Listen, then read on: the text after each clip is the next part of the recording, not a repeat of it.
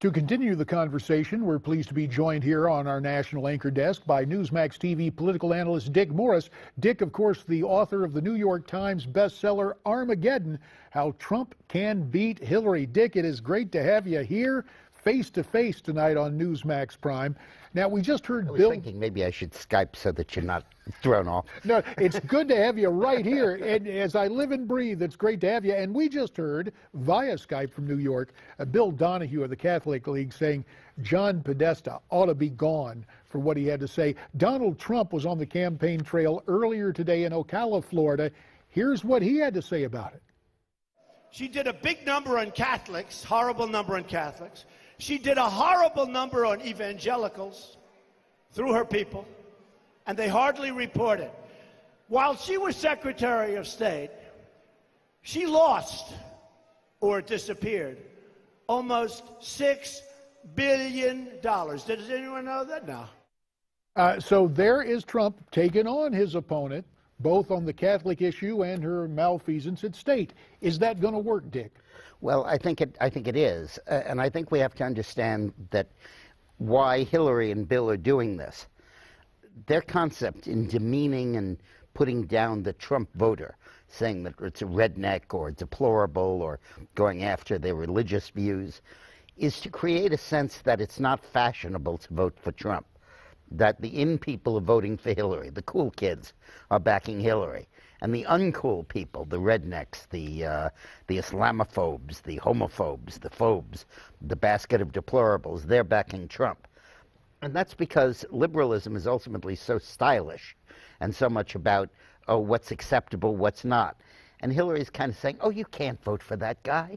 Oh, no, he's beyond the pale. You're going to vote for him? What does that say about you? Oh, it's the old cat call of extremism. Hey, listen, Dick, stay right where you are because we've got a lot more to talk about. Day 2 of the so-called civil war in the Republican Party. Miranda Kahn with the latest, plus more with Dick Morris as Newsmax Prime continues.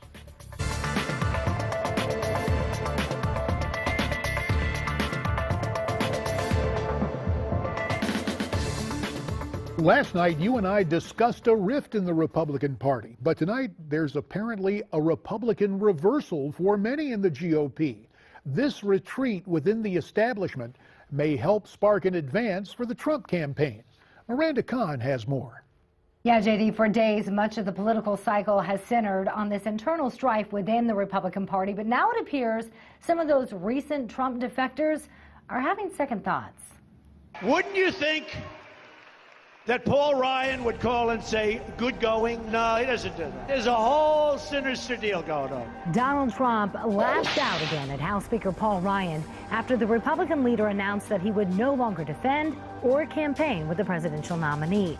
Despite their war of words, Ryan stopped shy of formally withdrawing his endorsement, something our current president mocked. You've got people saying, well, we strongly disapprove, but we're still endorsing it. That doesn't make sense to me. Some Republicans seem to agree with the president. Within days, even hours after the Washington Post released a leaked audio tape, some GOP lawmakers were already calling for Trump to step down. Included in that movement, Senate nominee Darrell Glenn, who sent out this statement just this past Saturday. Donald Trump is simply disqualified from being commander-in-chief. Also joining him, Nebraska Senator Deb Fischer, who made the same request. Mr. Trump, it would be wise for him to step aside and allow Mike Pence to serve as our party's nominee. But Trump made it clear that wouldn't happen. And now, just days after the debate, suddenly those who jumped off the Trump train appear eager to get back on board. I support the Republican ticket, and I plan to vote for Mr. Trump and Mr. Pence on November 8th. And I want to personally invite him to come to Colorado and share his vision for economic prosperity. So what changed? He stepped up and took responsibility. We all know there's a lot at stake. From the Supreme Court. Another likely key factor, voter pressure. Like most Nebraskans, I am fully committed to defeating Hillary Clinton. According to this NBC Wall Street Journal poll, before the debate, 67% of Republican voters wanted their candidates to back Donald Trump, a number that rose to 74% after the second presidential debate. While Trump's campaign says it's pleased to have GOP support, they're also saying enough is enough. Enough of the pussyfooting around in terms of, do you support us or do you not support us? And it seems Paul Ryan's remarks may be backfiring on him, JD. According to CNN, his job as Speaker of the House may be under threat from the pro-Trump rebellion in the House. And anybody who serves as Speaker serves at the pleasure of the membership in the House Republican Conference. Paul has got to keep 218 votes, and we'll see what happens after the voting on Election Day. Miranda, thanks very much. My pleasure. Let's continue the conversation now. To do so, we're pleased to be rejoined here on our national anchor desk by our good friend, Newsmax TV political analyst Dick Morris. Of course, Dick is the author of the New York Times bestseller, Armageddon, How Trump Can Beat Hillary. And Dick, let's pick up the conversation about Mr. Trump. And we heard a little bit of it, but we'll hear more of it. Here is Donald going after Speaker Ryan and the GOP establishment. Wouldn't you think that Paul Ryan would call and say, good going? In front of just about the largest audience for a second night debate in the history of the country. So, you'd think that they'd say, great going, Don. Let's go. Let's beat this crook. She's a crook. Let's beat her. We got to stop it. No, he doesn't do that. There's a whole deal going on there. So, A Rasmussen poll says voters are not happy about GOP establishment leaders not backing Donald Trump. Most GOP voters say they want their leaders to stop attacking Donald Trump. It hurts the party, and it sets up a situation that can cause real problems. That's why I need to talk to you about this, Dick. I need to get this straight. Can all this seeming strife turn around and actually help Donald Trump? It can if he handles it right.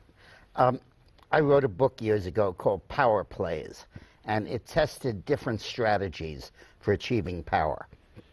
And one of the people it profiled was Tony Blair, the British Prime Minister. And he achieved power not by attacking the Conservatives, the other party, but by attacking his own party, the Labour Party, saying it was too run by unions, too far to the left. And by reforming his own party, he got the trust of the voters of the other parties, as well as of his own. And Trump could pull that off. He could go from being an anti-Hillary, anti-Democrat to an anti-politician, anti-establishment. The issue is, the issue usually is, does he have the guts to do it? Trump does. The question is, does he seem petulant and peevish, and he's doing this just because they criticized him, and he's always fighting with everybody and never likes anyone?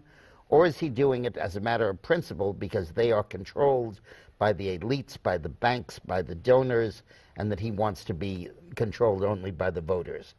And if Trump can make that kind of a substantive distinction, this criticism of him by the establishment of his own party could help him and raise him above parties. So it's got to be reform of the entire system from outside. I'm the ultimate outsider. Come with me. We'll reform the Republican Party and we'll reform the political system in America. Precisely. Good. Well, it's very interesting to see what's gone on in terms of a reformation in attitudes, I guess. Former House Speaker John Boehner certainly caught a lot of grief in his final days on the Hill.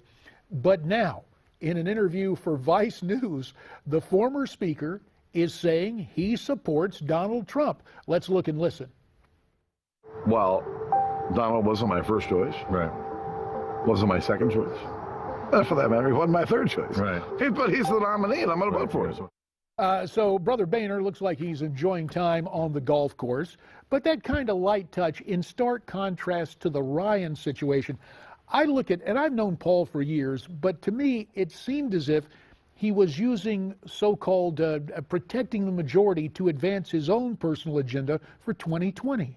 Well, possibly, but I think his main thing is trying to elect Republicans to the House. But I think that what Trump should do is come back and say, listen, Paul Ryan gets X million dollars from the banks, from the special interests, from the people who are opposed to my curbs on illegal immigration. He won't impose curbs on immigration. As Speaker, he undercuts the Republican Party, and I don't want that kind of support. I don't want that kind of a guy in my corner. And if he starts articulating that on behalf of the American people, criticizing the Republican establishment as well as the Democratic establishment, He rejiggers the partisan configuration. And Hillary is the establishment with Ryan and with the Bushes and with the Romneys and with the Kasichs. And he is the anti-establishment with the people.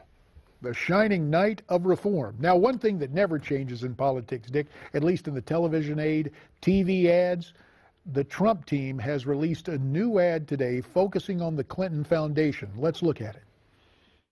The Clintons. From dead broke to worth hundreds of millions. So how did Hillary end up filthy rich? Pay-to-play politics. Staggering amounts of cash poured into the Clinton Foundation from criminals, dictators, countries that hate America. Hillary cut deals for donors, sold out American workers, exploited Haitians in need. She even handed over American uranium rights to the Russians. So is that the fundamental indictment, hard-hitting, right between the eyes, that gets attention? That is a great ad. And let's remember that all during this race, Hillary has almost been alone on advertising. Now Trump is up there with her. And that is one hell of an ad. I hadn't seen it until now, but couldn't have done better myself. Well, and this is really it. We're less than a month away.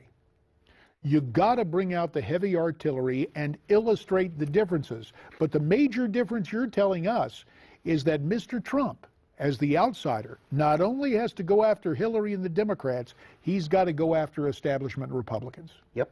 He's got to say that, listen, if I'm president, I don't want my party selling me out. I don't want my party telling me, yeah, we're going to go along with these trade deals. Yeah, we're going to fast-track immigration reform and all that stuff. You know what they used to say in Washington? If the Democrats proposed burning down the Capitol, the Republicans would say phase it in over 5 years.